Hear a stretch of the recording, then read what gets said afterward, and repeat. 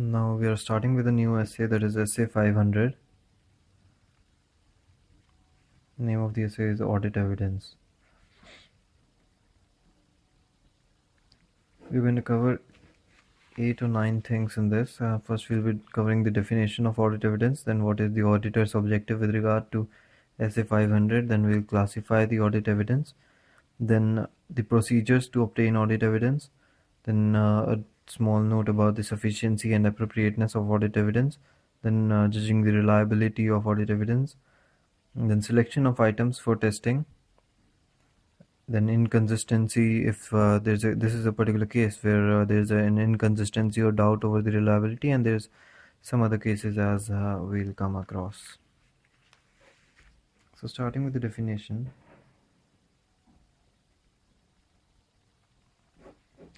audit evidence basically means any information which the auditor is using for arriving at at his conclusions on which his opinion is based. So if there's a balance sheet, we have a balance sheet of the client, and he has written a machinery in this, and which is worth rupees 50 lakhs. In this particular case, we need audit evidence regarding to prove this machinery and the value of machinery. So an audit evidence could be its invoice of purchase, it could be a physical verification, like the auditor physically verifies that the machinery actually exists. So this is another audit evidence. It could be inquiry and confirmation from the client staff. It could be an oral evidence. It could be a visual evidence, as in case of physical verification. It can be an invoice. This is a documentary evidence. So any information which the auditor has to give an opinion on the financial statement, it is known as audit evidence. So the definition we can use is, it refers to information used by the auditor in arriving at conclusion on which auditor's opinion is based. I am using this for auditor, and an abbreviation for audit evidence would be A.E. So this was the definition of audit evidence. Moving on to the objective of the auditor with regard to the audit evidence. There are two objectives of the auditor. One is to report, and the other is to give an opinion.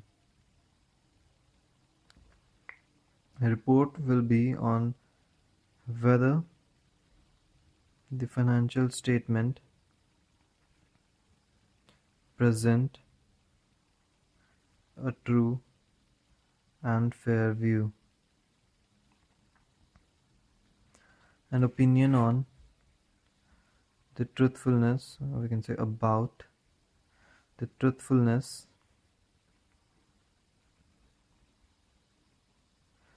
and fairness of financial statement. So in this very case, excuse me, yeah, so he has to report on whether the financial statement present a true and fair view.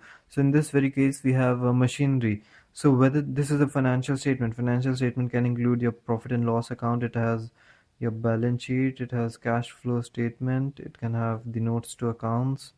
So all these are part of financial statement. They give a true and fair view. So if the balance sheet is saying that there is a machinery, it should actually exist, it should be properly valued. So he has to report on this matter, and then he has to give an opinion on the same, whether they are representing a true and fair view of the financial statement, about the financial statement. So we have to give an opinion about the truthfulness and fairness of the financial statement. Basically, here the difference is basically in this he is giving a report what is, and over here he has to give an opinion on the same. So we'll keep it aside, and we'll be proceeding in the same manner. So moving on to the third one, that is the classification of audit evidence. The classification of audit evidence can be on two bases. One is on the basis of the source, and the other one is on the basis of means of collection. On the basis of source, we have four different kinds of audit evidences.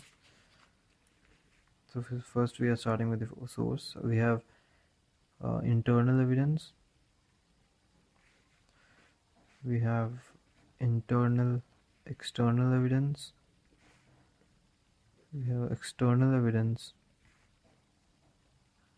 and we have external internal evidence.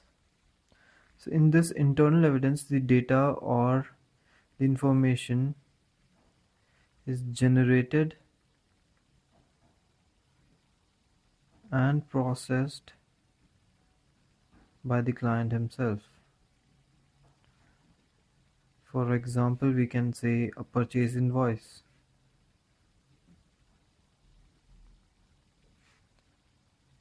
Sorry, I'm so sorry. It's a sales invoice.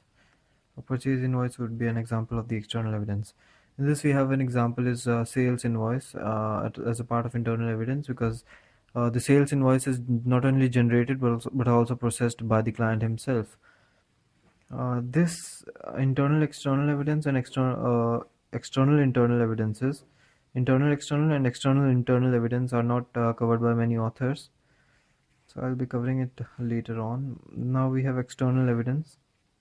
In this, the data and or information is generated and processed outside the client's end premises, outside the entity, maybe by the third party.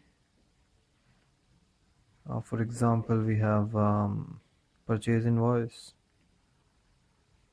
as I was wrongly writing above. So now we are left with internal external and external internal evidence. In this, the generation is within the client's premises, but processing is done outside, and the vice versa comes over here. In this, the generation is outside, but processing is within. For example, in internal external evidence could be there's a sales invoice again is given to the customer. We're giving a sales invoice to the customer, then the customer returns it with the payment to the client.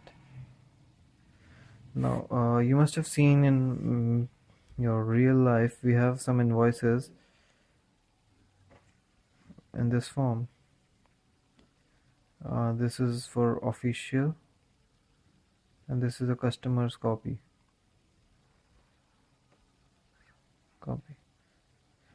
This is signed by the official. This is basically signed by the official of the client, and there is a signature required of the customer as well.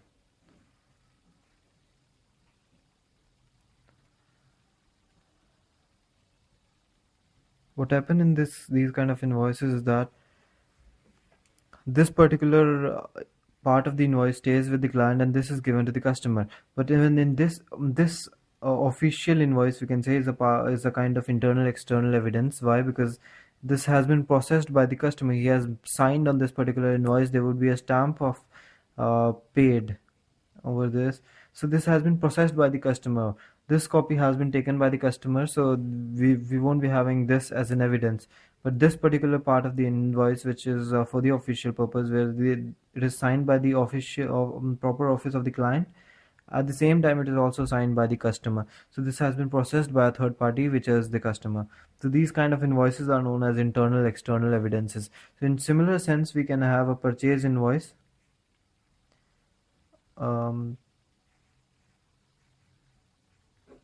In this case, there's a client. And this is our client. He's given a purchase invoice from the supplier, and then he makes the payment. And this again,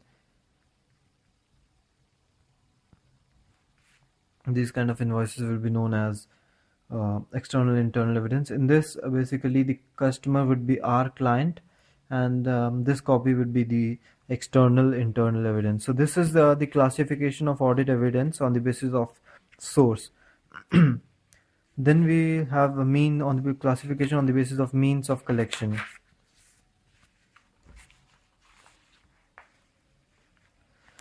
So there are 6 kinds on the basis of means of collection.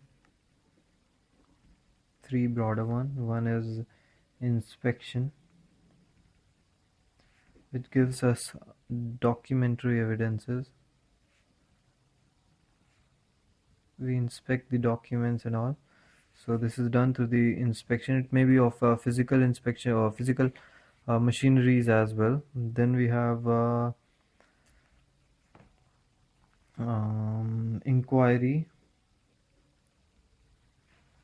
and confirmation. This gives you oral evidences.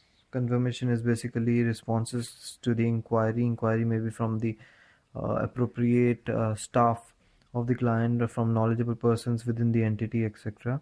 So you get oral evidences.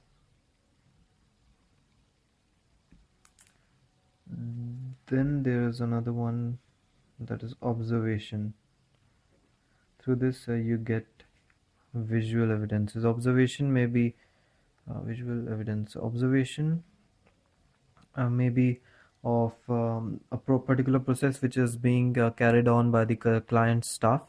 For example, in the balance sheet there is a closing stock. The auditor, we as an auditor, may uh, physically observe the counting of the closing stock. So this is a kind of observation we get, through which we get visual evidences. Then we have reperformance. It involves performing the work which has already been performed by the client staff. The work which has already been performed by the client staff is again performed by the auditor. So for example, he may prepare the bank reconciliation statement again. Then we have a computation. He may examine the arithmetical accuracy of the transactions or other accounts, etc. Then we have analytical review. This is a very important procedure which is performed by the auditor. Means of collection of audit evidence. In this, he examines the ratios and trends. For example, to these kind of things basically help the auditor to confirm if this is just a small example, that in order to examine that if an entity is a going concern or not, we examine the ratios and trends. For example, if there are adverse ratios, or there is negative net worth or negative cash flows and the adverse ratios and these kind of things, then the auditor will have a right to doubt over the entity's ability to continue as a going concern. So these are the 6 kinds of or classification of audit evidence on the basis of means of collection. Then we have procedures to obtain audit evidence. We are on the 4th one. We have covered definition, objective, classification. Now we are on to the procedure to obtain audit evidence. Procedures. There are 2 types of procedures. One is test of details, also known as substantive procedure, and the other one is test of controls, that is your compliance procedure.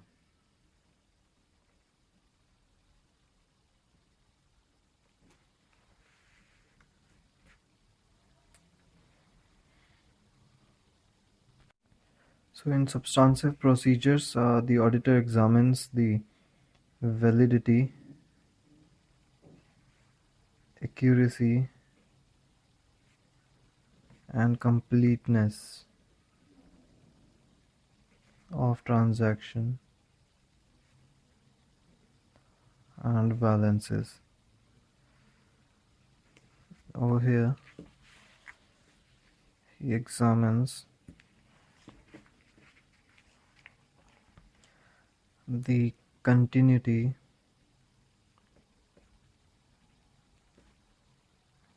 designing, or we can say existence, and it is continuing, it is existing, it is operating effectively, and the effectiveness of internal control. So these are the two types of procedures. One is substantive procedure. This is related to transactions and balances, while compliance procedures are performed to examine the continuity, existence, and effectiveness of internal control system. That the internal control system is basically existing. So this one is existing. It is operating effectively, and then continuity, that is, it is operating throughout the period. Over here we have 7 assertions made by the management which we need to examine through substantive procedures. Before we proceed, I need to tell you what assertions mean. See, assertion means a declaration made by the management about the financial statement. Whatever declaration the management has made about the financial statement is known as an assertion. For example, there's a balance sheet, there's a machinery worth rupees 50 lakh, as I previously took this example. Machinery, this balance sheet, by looking at this balance sheet, anyone can say that the machinery is existing in the organization. So existence of the machinery is an assertion. It is valued at 50 lakhs, so valuation of the particular machinery is an assertion. So these are basically declarations which are made by the management. So all the declarations about which are made by the management about the financial statements are known as assertion. So there are 7 assertions which are made by the management, which the auditor examines by performing substantive procedures. There are 4 which are related to the assets and liabilities, and then we'll cover the remaining 3 as well. So first is existence. As I told you, that the asset or a liability is existing on a given date, existence. Then we have completeness, that there are no unrecorded assets or a liability. Then we have rights and obligation, that all the assets are the rights of the client, and all the liabilities are the obligation. As in this example, the machinery is the right of the client, and if there are creditors, it is the obligation of the client to pay the creditors rupees 5 lakh, as the case may be. After the rights and obligation, we have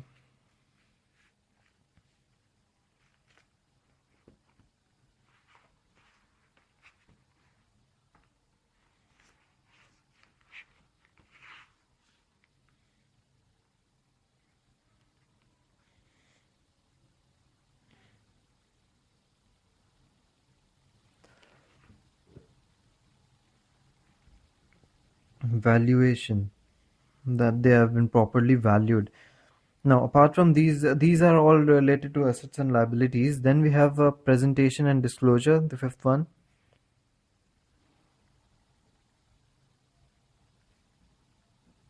The presentation of the items are as per the appropriate accounting policies and accounting standards and all. So this takes into consideration 3 things: classification,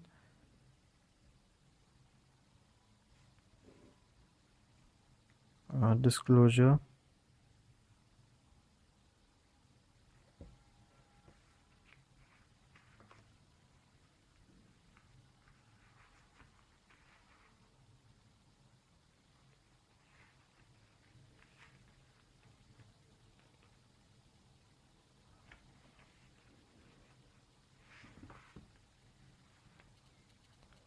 and description. That it has been properly classified, properly described, and disclosed.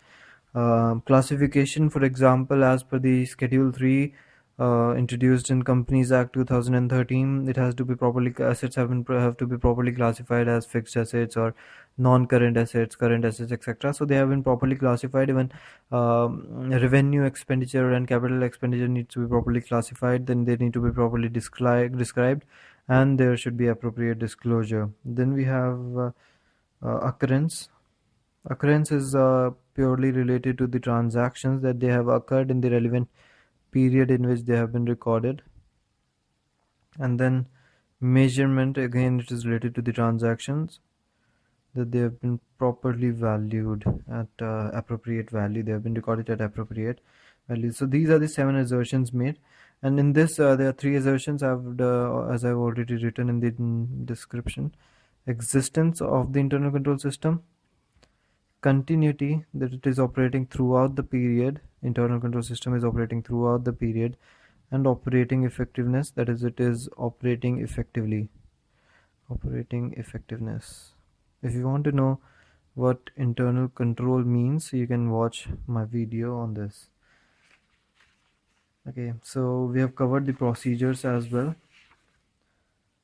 Now we have a small note on sufficiency and appropriateness of audit evidence. Before we move on to the sufficiency and appropriateness, I guess reliability would be a better thing to do, as we have already covered the classification. Classification, I did it on the previous page. See, if you want to know what the reliability is about, in this particular case, internal evidences are considered to be the least reliable and external evidences are considered to be the most reliable. So moving on in the same direction, we can say first comes external evidence,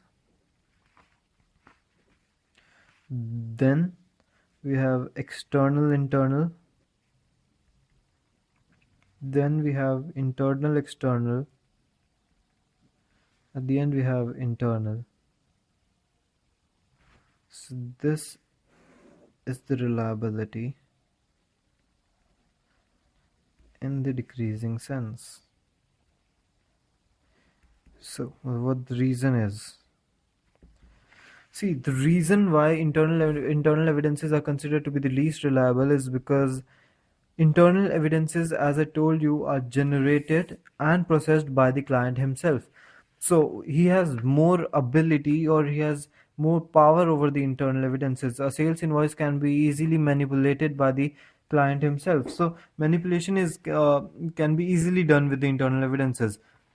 But as far as external evidences are concerned, they are generated and processed outside the entity, and third parties do not have any interest in manipulating those invoices or evidences. So that is the only reason why they are considered to be more reliable than internal evidences. However, there might be some exceptions. For example, if external evidence has been obtained from a person who is not so knowledgeable, in that very case we can say external evidence is not reliable. And if the similar evidence is obtained from an internal source which is more knowledgeable, at the same time is expected not to be biased, he's an honest person, we can say, in that particular case we can say internal evidences are more reliable than external evidences. But keeping aside the exceptions, we still can make this generalization that external evidences are considered to be more reliable than internal evidences. So this was regarding the reliability. So we have covered the reliability. We can also cover now, in this reliability only, we can also have some generalizations. For example, there are 5 generalizations: 2, 3, 4, and 5. See, external evidences, as I told you, are more reliable than internal evidences if the internal control system is strong. In that very case, we can say the reliability of internal evidences increases because the environment in which the internal evidences are have been prepared are is it is strong. Basically, internal control system is strong. The internal control system takes into consideration how the evidences are being prepared. It acts as a moral check over the employees. So if it is strong, then internal evidences can be considered to be more reliable. Then we have generalization that documentary evidences are considered to be more reliable than oral, which are obtained directly by auditor are considered to be more reliable than indirectly. Directly are basically, for example, observation. Through observation, it is directly, and indirectly could be through inquiry. He's obtaining it through the client staff. And then we have the fifth one,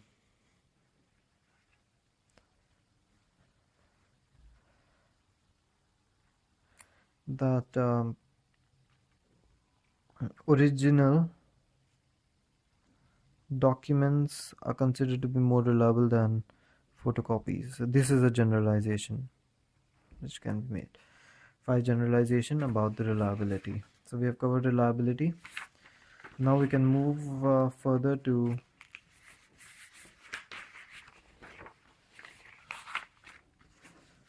our sufficiency and appropriateness. There's a small note on this.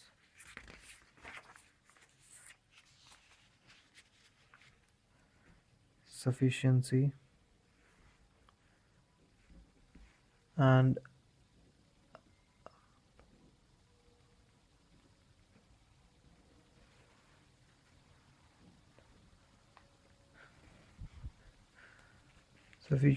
appropriateness.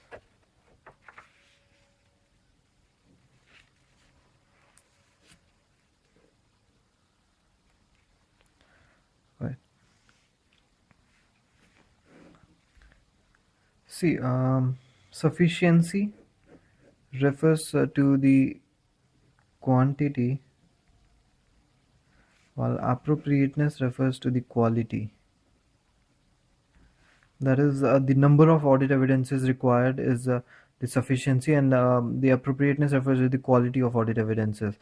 Quantity depends, like, if it depends upon the risk, we can say assessed risk of material misstatement.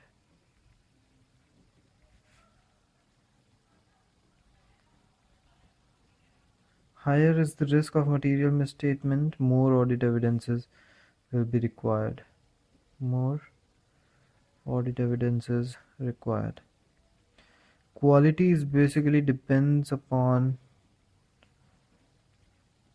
the source. If the source is a knowledgeable person, as we have discussed, the quality increases. Now, in this very case, we can say if the quality is good, less evidences required. So this is another generalization made. Sorry, not the generalization. This is a note about the sufficiency and appropriateness of audit evidence. They've covered sufficiency and appropriateness. Now we have selection of items for testing. Selecting items for testing. In this, there are 3 ways in which the auditor can select the items. So one is 100% examination, then selecting specified items, then we have sampling. Sampling can be discussed later on in detail in my another video about this standard. See, 100% examination. This particular method is adopted, for example, in case of if there are a few transactions which involve, for example, few transactions with related parties, or which involve foreign exchange. So these are the instances where we cannot go for sampling. We need to go for the 100% examination. Another example could be year-end transactions. When in the year-end transactions should be examined in detail. So we should go for 100% examination in those kind of transactions. With related parties, there is a high risk of manipulation or misstatement. So we should go for 100% examination. Same is the case with foreign exchange. Then selecting specified items. In this case, the auditor may examine the year-end transactions because, as per his experience, it is more related to the experience of the auditor and his judgment, what he thinks, which transactions are more vulnerable to risks. Then we have sampling. Sampling can be done in various ways, like it could be a random sampling or homogeneous sampling or stratified random sampling. There are many ways which will be discussed in another video. So there we can have a sampling as well. So selecting the items for testing can be done in three ways: either select all the items or select specified items, or go for a sampling, or it may be a random sampling. So we have done with the selection of items for testing. Now we have inconsistency or doubts over reliability. This is a kind of a case. Inconsistency or doubts over reliability. Now what happened in this is that if the auditor finds that there's inconsistency or between audit evidences obtained from different sources, if this is source one, let it be um, this is the balance sheet, and in the balance sheet they have written bank account HDFC 3,31,000. We obtained a passbook, not a passbook, for example, from an external source, that is a bank, HDFC Bank. We confirm from that bank that our client is having an account with your bank. We need to know the account balance for the same. So they tell us that the balance is 3,26,000. Now see, this is a small entity, as it has only 3,31,000. So even an amount of 5,000 can be a material difference. So we are obtaining audit evidences from different sources. This is from an internal source who says that the balance is 3,31,000. From an external source, that is the bank itself, it says the balance is 3,26,000. So there is inconsistency between the audit evidence obtained from two different sources. So we need to have some modification in our audit procedures. We need to confirm this. We need to perform a bank reconciliation statement, or there might be many other ways in which we can confirm or dispel the doubts. So if there is inconsistency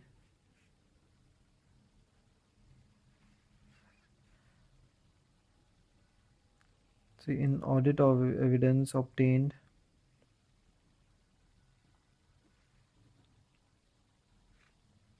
from two different sources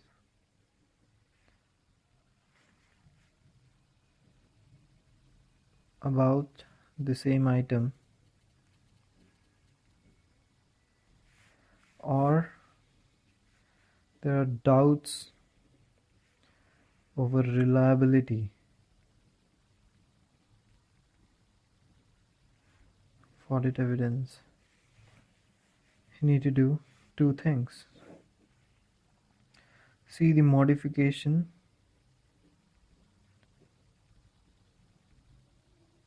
or addition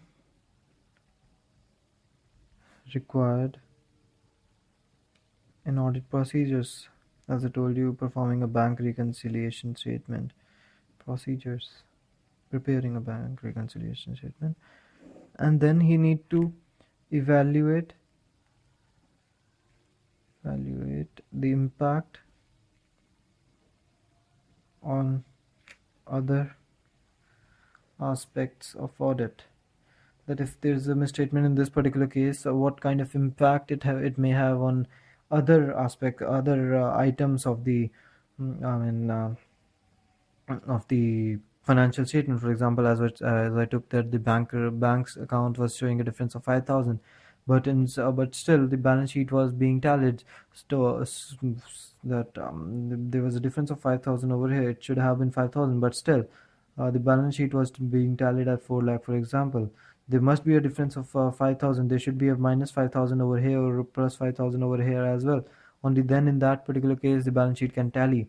So we need to evaluate the impact on other aspects of audit. What do we need to do?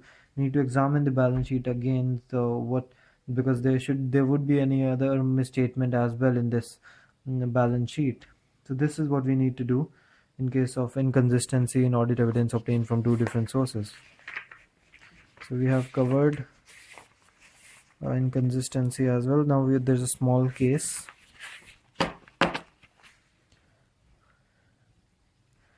That information to be used, this is ninth one, I guess, or the eighth, ninth.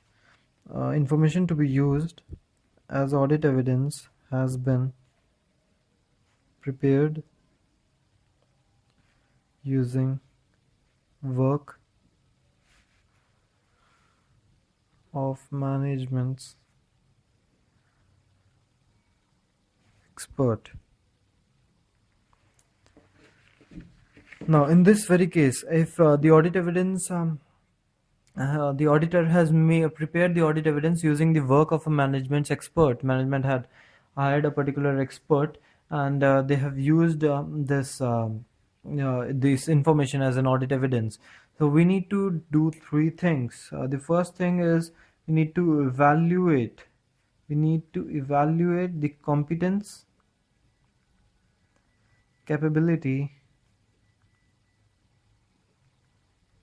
and objectivity. Three things of that expert. Is he competent enough? Is he capable? Is he honest? That is an objectivity. Is he unbiased in his approach? So these things we need to evaluate of that expert. Then we need to obtain an understanding what he has done, understanding of the work of that expert. And then we need to evaluate the appropriateness. Is the evidence appropriateness of that expert's work?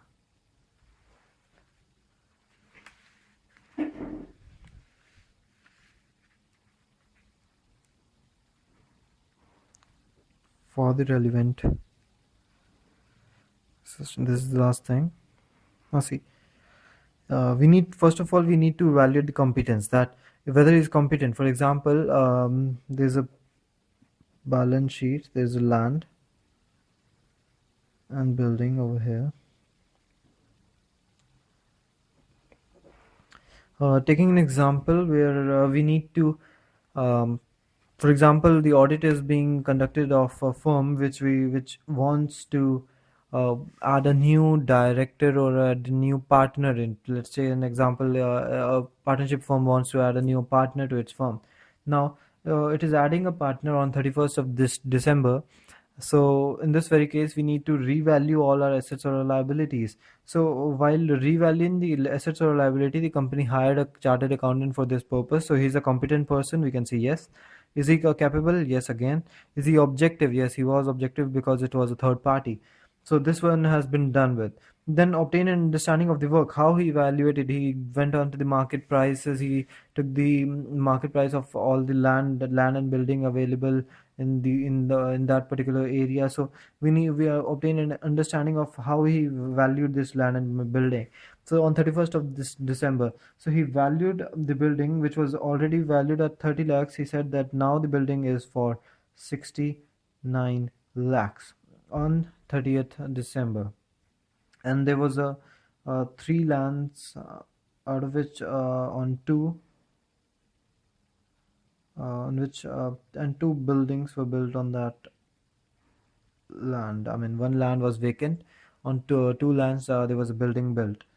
So three lands and two buildings built. Now, what happens is that this was on 31st of December. Now, we as an auditor are auditing the financial statement on 31st of March. Now, there are 3 months left for the 31st of March to come.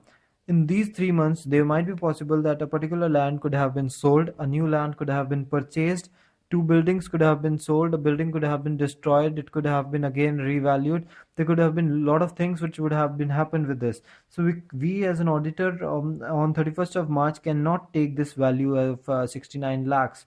So this evidence is not appropriate. The work of the auditor's expert is not appropriate for the relevant assertion. Relevant assertion could be the existence or valuation. It is not appropriate for us. So these two although were satisfied, but this was not satisfied. So we cannot use 69 lakhs as a given situation. We need to examine that that particular land or building exists at this point as well, and it has been valued properly. This is our duty as an auditor, and we have to perform our duty as per the relevant accounting standards. And so these are the 9 things which were there in this particular essay 500, which we have covered in the least possible time. Now, if you want to go revise this standard in auditing, I have also included a revisionary video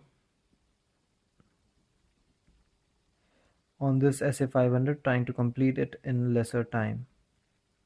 But this is always better.